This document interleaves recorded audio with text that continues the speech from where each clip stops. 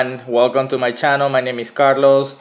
I'm with iDrones, and the smile that you see on my face is not because of the bad haircut that I got into hair curry, but because today, for the first time, I was able to gap a tree.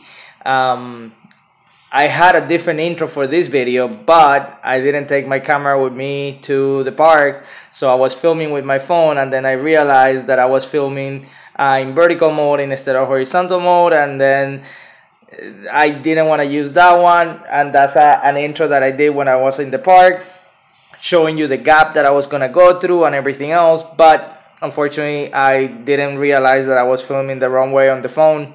So I decided to go ahead and do this intro right now so you guys could see it. I'm at home already. I came from the park. I already flew. I'm going to show you the video of what I did. Mind you, remember, I only been flying FPV for about a month and a half, 2 months. So, I mean, you get such a good feeling when you're actually able to do a new trick. I didn't go to the park today planning on, flying a gap. I was actually going through the park with the idea of flying around the trees, because there is a lot of trees in the park that I fly. And all of a sudden I in one of my actual semi-loose control crash things, I go to pick up the quad, and when I look up, I see this gap on the tree that is like big. It's like a big gap that makes me think I can fly through there. I'm flying good today. I was actually feeling good with the quad today. It felt good. So you know what? I said, I'm going to go ahead and go for it. And that's when I did the intro video. But unfortunately, like I said, I did it the wrong way. So I did fly the gap.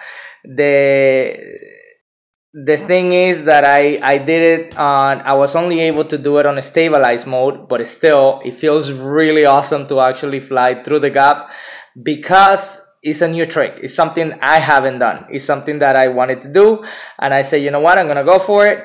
And I did it on stabilized mode. I tried to do it on acro mode, but I couldn't do it. I was not in control today on the quad, with the quad on acro mode enough to actually fly through that gap. But I also learned something, which is I need a little bit more expo on the center of the stick, because when I was actually trying to get to the gap, that I was getting closer, that I was feeling the pressure of, you're flying through a gap, that it feels like, you're going through a very small space, even though the gap was huge. I felt myself overcorrecting with the center stick. So I'm going to go ahead, and for next time that I'm going to fly and try to do the gap, I'm definitely going to put a little bit of expo to see if that corrects the center stick a little bit more. I usually put my expo on the radio. I don't put my expo on the flight controller, because I'm old school. I've been flying planes forever. So before flight controllers and before everything else, you used to put the expo on the controller. So that's how I still do it. But I mean, still, I was able to clear the gap for the first time today, even though it was in a stabilized mode. It was amazing. It was super cool. And I have to say it is because I've been playing with the simulator a lot. Since I haven't been flying so much outside, I have used the simulator a lot. And that is really, really good. So I'm going to go ahead and show you the video. The only video that I have, unfortunately, is from the DVR. I don't have the video from any like digital camera or GoPro or anything like that, because the quad that I have doesn't, you cannot mount a GoPro or anything else on it. It's one of those weird frames that I just thought that it was cool, and I bought it, and it flies great, but I haven't been able to figure out how I'm gonna put a GoPro or a digital camera on it, but it's coming. So I'm going to show you the video. I hope you enjoyed. And then since I did a video after I flew in the park, I'm going to show you that video at the end of this video with a couple of more tips. So stay tuned for that video too. And I hope you enjoy it. And let's go to the video. 1, 2, 3, whoop!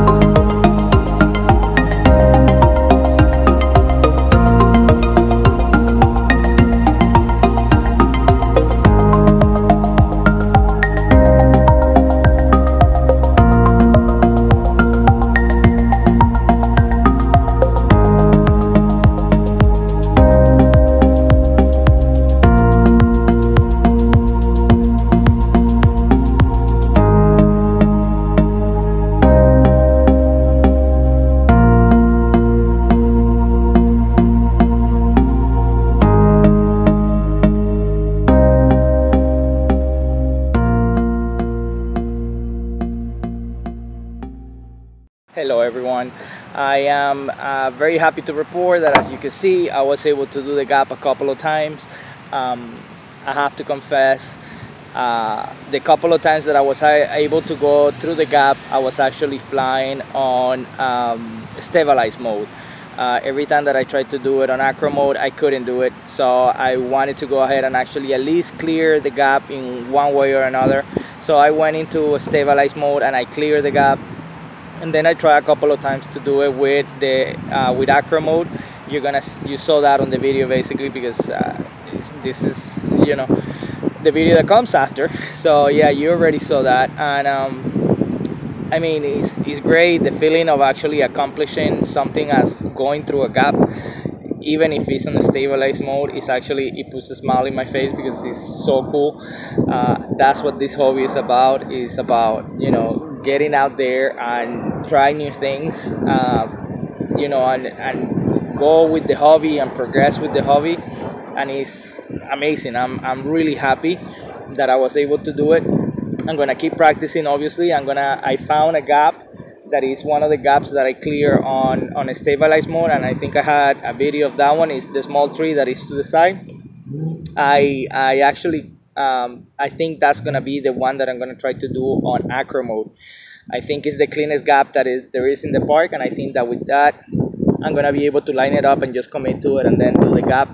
And obviously I'm gonna record it and bring it to you guys so you guys can see. You know, remember, I only been flying really FPV for 2 months. That's why I make these channels, and what I'm making these videos is for you guys to actually see the type of progress that a person that is new to the hobby can actually have, and it's thanks to the simulator. So make sure that you actually use simulator. Also, I was telling you that the simulator that I used was FreeRider. I made a mistake. The simulator that I use is FPV Air. It's $5, but it's a lot better than FreeRider.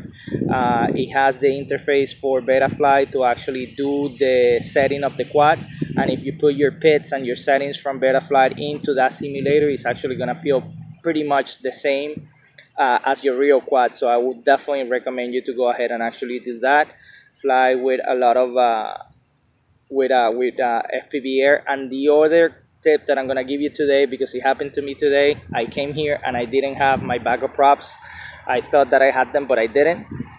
Is buy props, because the props, even if they are like this one, that are the ones that are unbreakable, once you start hitting them, they start vibrating, and once they start vibrating, they start bringing lines into the video. And unfortunately, you saw it on the video that is, you know, there is a lot of lines, there is a lot of vibration, and that's because of the props. And well, in my case, it was two things. It was the props, and it was that I actually lost one of the screws.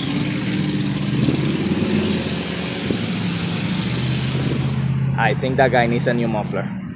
But basically, it was one of the screws in my camera came loose and it's gone. So I have my camera attached to the frame just by one screw. So that's the other reason why you see so many lines, because last week when I was flying, it was completely clear, no lines. But I had new props and I have the two screws. So, but I hope you like the video. I hope you find it interesting. I hope you find it encouraging for you to actually keep flying in this hobby and keep trying to get better and better and better. I have flown probably like about 10 times since I started, and to be honest with you, I feel the improvement. I feel how I'm getting better and how I'm actually progressing into the hobby. So, you know, I recommend you to go ahead and actually do the same, get in the hobby, progress.